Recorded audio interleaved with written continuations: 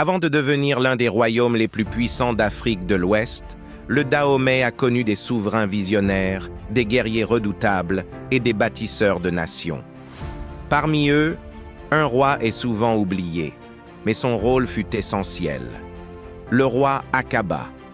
Troisième roi du Dahomey, Akaba fut un conquérant, un stratège et un homme de pouvoir, dont le règne a profondément marqué l'histoire du royaume.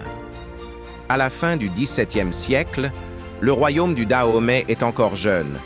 Fondé par Houeg Badja, il s'organise autour de la ville d'Abomey.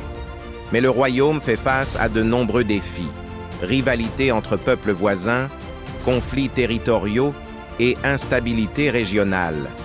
Le Dahomey doit s'imposer pour survivre. Akaba naît au sein de la famille royale. Fils du roi Houeg Badja, il grandit dans un environnement où le pouvoir, la tradition et la guerre sont omniprésents. Dès son enfance, il est préparé à gouverner, à diriger des hommes et à défendre le royaume. Vers 1685, à la mort du roi Houeg Badja, Akaba accède au trône. Il devient le troisième roi du Dahomey. Dès le début de son règne, il affiche une ambition claire: étendre le territoire et renforcer l'autorité royale.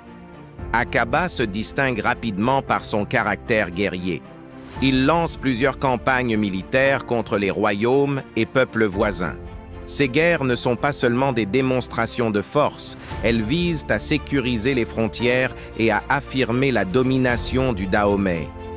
Sous Akaba, le Dahomey connaît une expansion territoriale importante.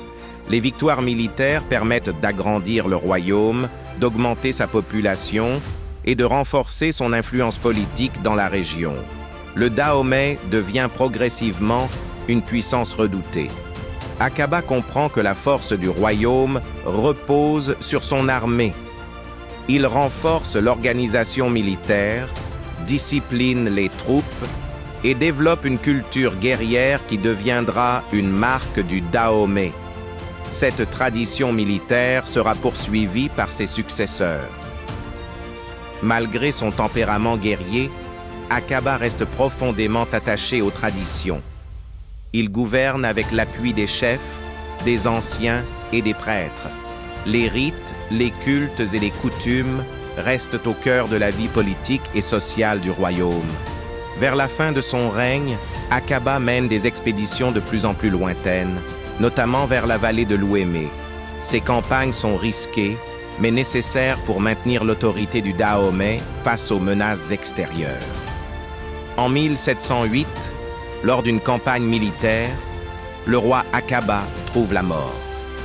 Sa disparition brutale plonge le royaume dans une période de transition, mais son œuvre reste intacte. Après sa mort, son frère Agadja monte sur le trône. Il poursuivra l'expansion du Dahomey, s'appuyant sur les bases militaires et politiques posées par Akaba. Akaba laisse derrière lui un royaume plus vaste, plus fort et mieux organisé. Son règne marque une étape décisive dans la transformation du Dahomey en grande puissance régionale. Le roi Akaba ne fut pas seulement un guerrier, il fut un bâtisseur d'État, un stratège et un acteur essentiel de l'histoire du Dahomey. Son nom mérite aujourd'hui d'être rappelé pour comprendre comment s'est forgée la puissance de l'un des plus grands royaumes d'Afrique de l'Ouest.